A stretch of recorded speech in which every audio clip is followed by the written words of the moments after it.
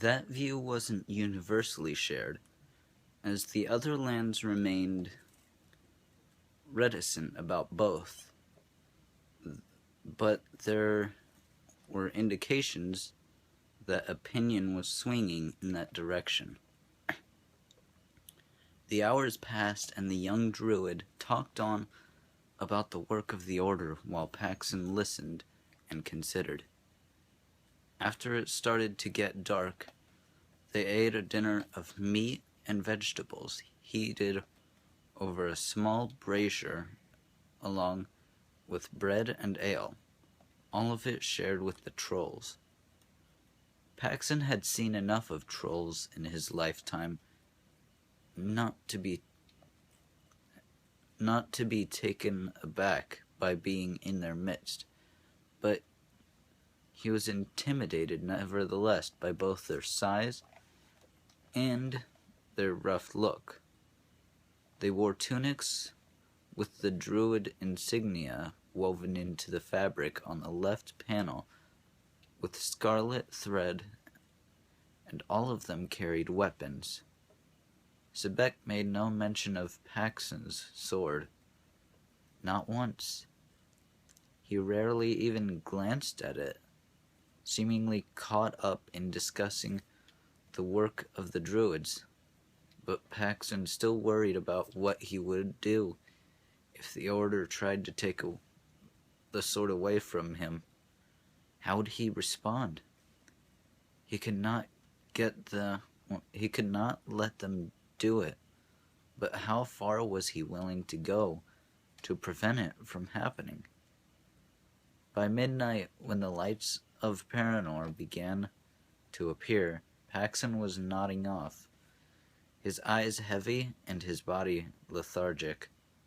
But his first sight of the Druid's keep brought him awake again in a hurry. The very size of it took his breath away.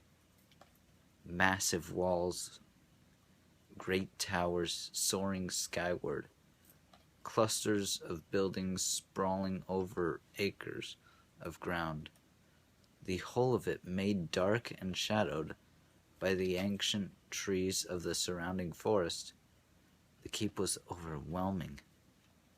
Sebek was at his side to point out which rooms each building housed, eager either to display his knowledge or to further intimidate a first-time visitor.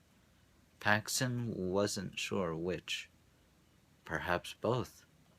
Whatever the case, the Highlander couldn't take his eyes off the complex, scanning everywhere, searching out shapes and forms through the shadows, imagining what was there that he couldn't see, hoping he would be given a chance to find out before he was sent away again.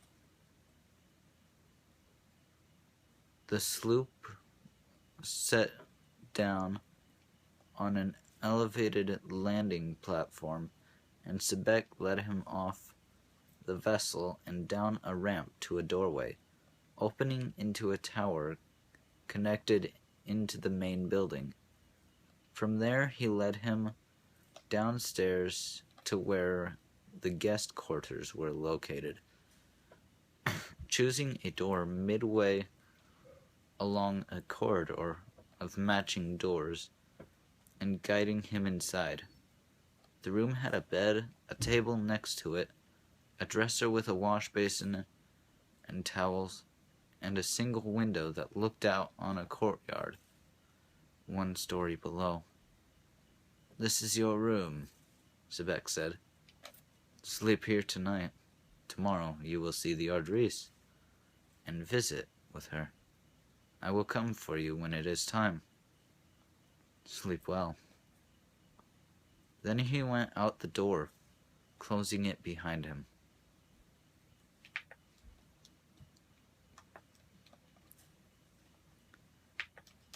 Paxson looked around the room, dropped his bag, pulled the drapes stripped off his travel clothes, washed, and climbed into the bed. He was asleep in seconds. When he woke the following morning, The sun was just coming up over the eastern wall of the keep, a brilliant gold light in a clear blue sky. He lay where he was for a few minutes, languishing in the bedding, enjoying the feeling of comfort and ease, then rose and walked to the window to peek through the curtains. Sunlight filled the courtyard below, and several black-robed figures were at work in the gardens.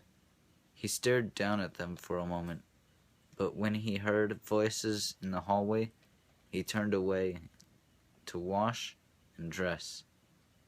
He was just preparing to depart for a look around when a knock at the door and a greeting announced the arrival of Sebek. "1 minute," he answered. Glancing over to where the sword of Lee lay across the bed, he made a quick decision. He would take it with him. Leaving it behind was just asking for trouble.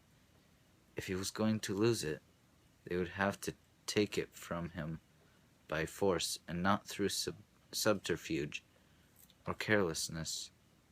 Strapping it across his back, he went out the door to join Sebek.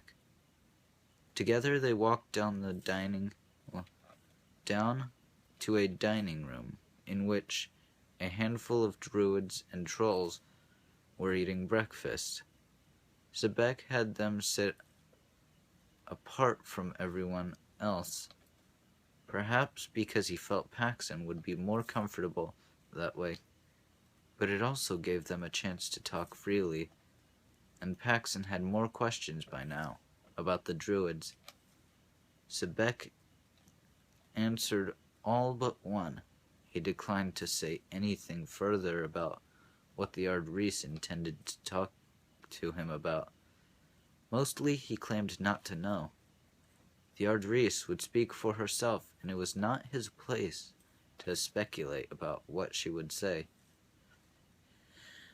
Paxson, though, impatient with the secrecy, did not press him.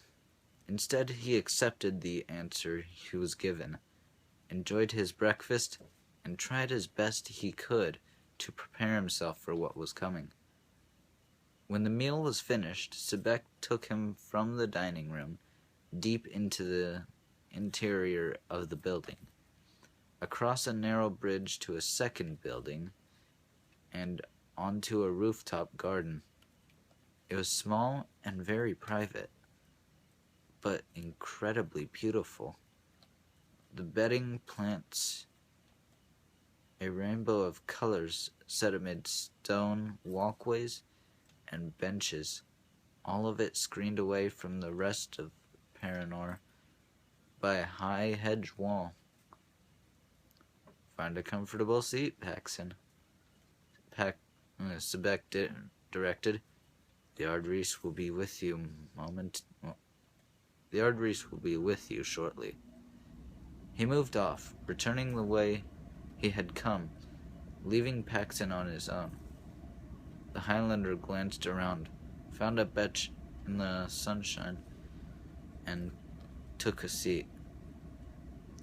As he waited, staring off into the entrance, where the tips of the trees in the forest surrounding the Druid's keep shimmered with a light breeze, and birds circled in the skies overhead, he kept thinking of the sword strapped across his back, of what use it was to him now.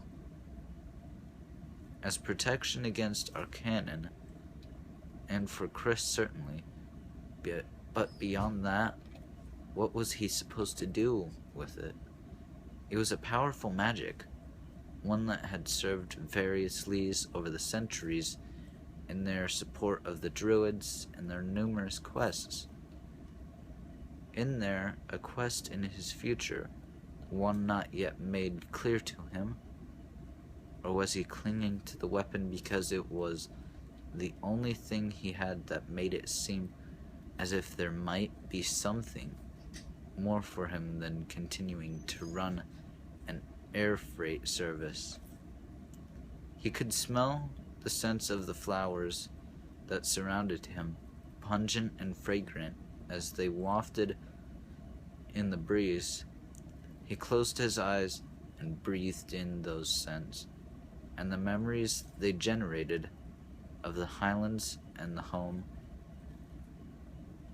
and family were so strong and poignant they almost brought tears. "Paxson?" a soft, lyrical voice asked. He opened his eyes quickly. Aefinglo Elecidal stood before him, wrapped in her Druid robes. The Druin laced around her neck, its silver emblem flashing in the sunlight. He had never seen her before, but he knew who she was instantly. She was tall and sparely built, her gaze steady, a smile on her face. She must have been very beautiful once, when she was young. She was still beautiful in the way some older women are, made so more because of her regal carriage and the proud, calm certainty she radiated, than simply because of her physical features.